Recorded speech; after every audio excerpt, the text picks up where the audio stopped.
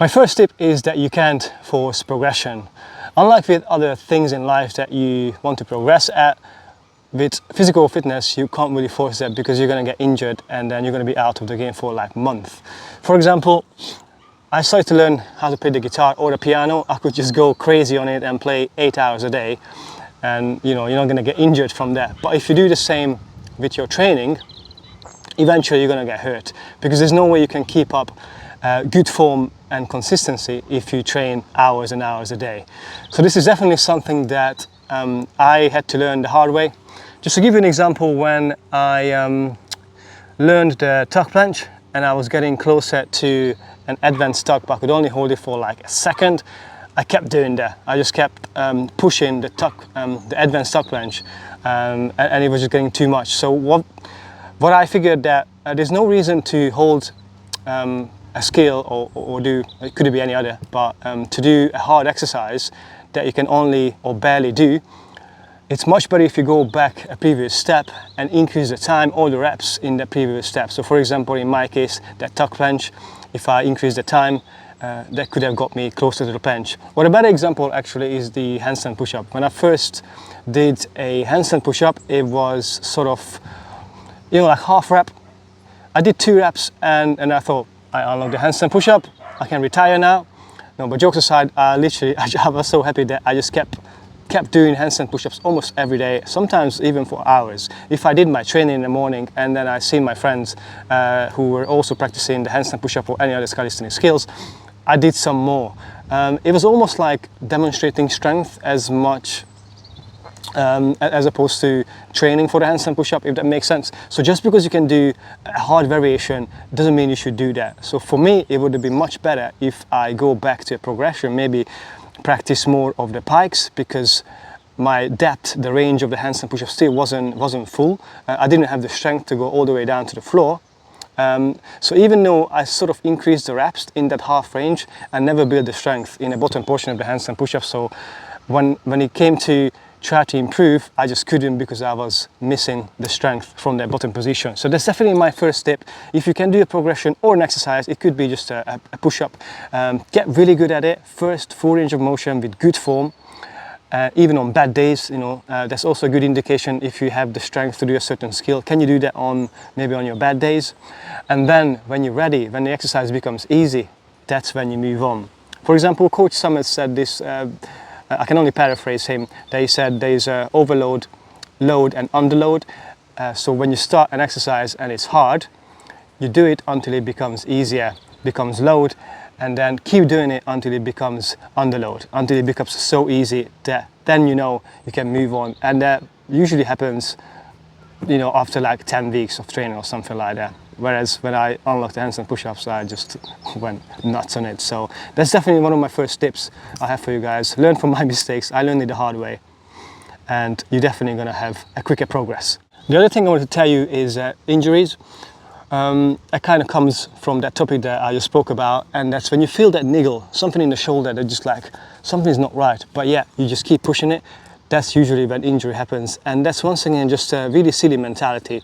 You want to be a man and push through the pain, but that just going to lead you to an injury. When you feel that something is not right, you need to stop. Once again, this is something I learned the hard way. I hurt my shoulders twice, both sides. So altogether, it took me out of the game for about 6 months. With the shoulders, I felt a little bit of a twinge, and you need to be careful with that, because it's better to go slower and take a couple of days off before the injury happens, rather than being out for the game for 3, 6 months or even up to a year. So this is definitely something that I stress for you to pay attention to, because you don't want to get hurt. This is just the worst feeling when you can't do anything or you can't focus on your skills because of your injury. The last thing I want to talk about is sticking to a goal. It might sound like a cliche, yeah, I know I had to stick to my program, but it's actually true. It really makes miracles when you actually sticking to your goals. Not only sticking to the exercises that you want to be good at, but also the way you train and your actual long-term goals. So like if you want to get bigger, you have that sort of mentality, then work on that. If you want to get stronger in certain moves, work on that. To give you an example, when I first started working in the gym, I was getting some negative comments that I'm really skinny. And it got even worse when just people thought I was ill or something like that, which is not nice to, it's not nice to comment on someone's appearance. I'm naturally quite a skinny person, but that got into my head. And even though I loved Cali and I actually wanted to progress in that, I changed that and I went back to resistance training and trying to like bulk up because I was chasing other people's approval. And after doing maybe 3 months, I put on some size. I did look bigger, but then when I was doing stuff like, I like to do backflips or like playing sports, like I went to play football or some crap like that, and I just felt slow and sluggish. And then I said to myself, like, why am I trying to be big and slow just to, chasing other people's approval? This is not a right mentality. And then I went back to do calisthenics. And all the skills were so much harder. Obviously I put on an extra, 5 kg or something like that. So my joints were screaming. And this is just a really stupid mentality, going back and forth between programs and styles of training. You're never gonna progress. And I pretty much spent years doing this, going back and forth just because I was sort of, couldn't decide what I want to do. Do I want to get bigger? Do I want to learn calisthenics? Do I want to do both? Can I do both? I even had a phase when I was focusing on cardio, when I was just doing runs and cycling and swimming. So this is something that, it's okay to be chasing, to be like an overall athlete when you want to be good in certain things, but you can't be really good at everything. You need to focus on one particular things. And that more importantly, when it comes to like calisthenics, you shouldn't work on all the skills.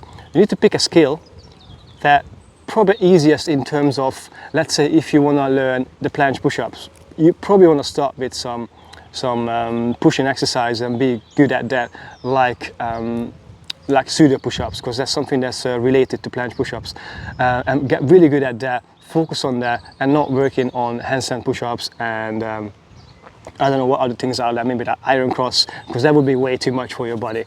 And that way you're going to be like me, doing calisthenics for years and not really unlocking any skills.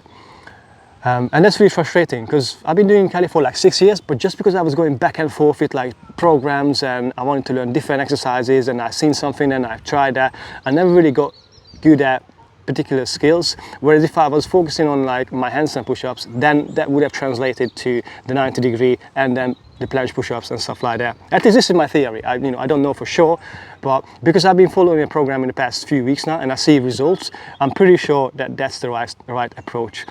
So stick to your program, stick to your goals, your exercises. If you get bored, you can just change up the rep range. That's what I'm doing right now. So if you want to work on, let's say, an overhead press, so for your handstand push-ups, have a session on a Monday when you work on hypertrophy, that 10 to 12 range, build shoulders. On a Wednesday, for example, you do higher reps, maybe you go down to pike push-ups and practice on that and go crazy, like 20, 25 plus reps. And on Friday, that would be your strength day. Then you do something like heavy, so there could be a wall-assisted handstand push-up or maybe a deficit handstand push-up, and you can only do 3 to 5 reps. That way you're still focusing on the same movements, but you change up the rep range and you kind of change up the exercises just because it's calisthenics, so you need to change your body position in order to make an exercise easier or harder, and that makes it really exciting.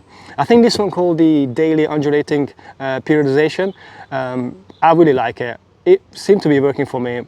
So stick to something like this if you're one of those that wants variety, and I think you're going to have better results quicker.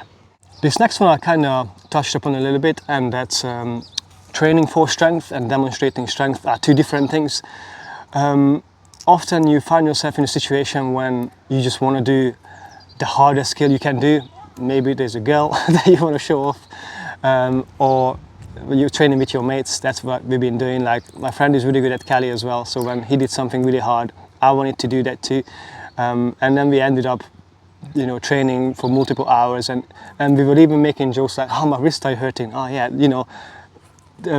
do another set, don't be a pussy or whatever. And that's just such a silly thing to do. It's not going to lead you anywhere. So training for strength, I mean by that is, like what I said, that pick a progression that you can do comfortably for the amount of reps and sets, but don't go crazy and do it on days when you're not supposed to do it, or don't go, training with your mates and trying to show off or in front of a girl, because you're gonna get hurt. And like I said before, you're gonna be out of the game, and that's really frustrating. And the last thing I want to talk about is the celebrating the progressions. That's something that I struggled a lot, which is weird, because I don't know, like, we all do these things to improve and make us happier. And yet I didn't sort of notice of the progressions I was making. So for example, if I'm going to use the handstand push-up as an example again. If I was able to do a handstand push-up, maybe the same amount of reps, 3, but my form looked better, or I was going deeper, I was still saying, like, oh, it's just 3 handstand push-ups, my handstand push-up didn't improve. Whereas you need to record yourself. That's something really important, because otherwise you're not going to see. When you record yourself, your body might look completely different to what you had in mind. And that also, when I'm talking about like progressions, don't just chase the numbers, because like I said, if you go deeper in the handstand push-up, that's progression. If your form's better, if you're not arching so much, that is a progression. If the exercise maybe feels a little bit easier, that is a progression. So all these things we need to celebrate, because in the end of the day, when you get to the goal, it's not the exciting part, because once you get to the goal, what you're gonna do? Oh, I need a new goal, I need something harder. You're probably gonna give yourself a 10 seconds little celebration and, okay, let's move on, what else can I learn? And I think that's something I'm guilty of, and it's a really silly mentality, because you're never gonna be happy with yourself, and you're never gonna sort of appreciate yourself, what you achieved, and that's such a silly thing, because we're spending hours and hours and lots of planning, and if you're one of those like me, that you sort of obsessed with this sport, then you need to give yourself credit for the things that you achieved. Like I said, I've been doing Cali for 6 years, and even though I haven't achieved as much as I should have or could have, I still achieved a lot. Like, I'm still fairly new to the gym. I didn't start training till I was 24, and I was dicking about for a couple of years. And I didn't start calisthenics till I was 30. So I've only been doing it for that 5-6 years. And compared to someone that's been doing this for 10, 15 plus years, when they were 16, they started when they were 16. Well, first of all, I shouldn't compare, but second of all, I made good progress. I'm quite happy, because I was nowhere near to where I am now. A few years back then, and I inspire people, something that I never thought I'll do. I always felt like the skinny guy in the gym, like I mentioned, so I never thought that I find a sport that I can be semi good at and inspire others. So now we have this class, the calisthenics class we teach, and people coming through, they get inspired by us, and that's a really good feeling, and be able to teach them. It's just a really good feeling, and they get really good.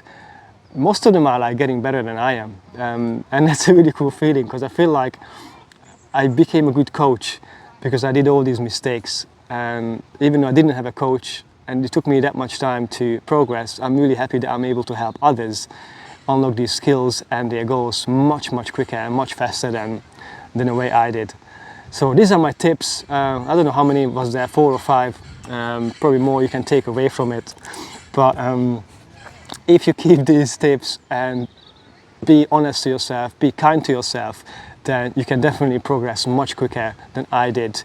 And once again, work on your basics. Just because you can do 10, 15 push-ups or like 10 pull-ups, keep working on those until those reps are really high. I don't really have a recommendation. I don't know, just multiple reps. 50 plus push-ups, maybe 20 pull-ups, something like that. Be really good at those, and then move on to your skills and take it easy, take it slowly, appreciate the journey, and you're gonna have great results.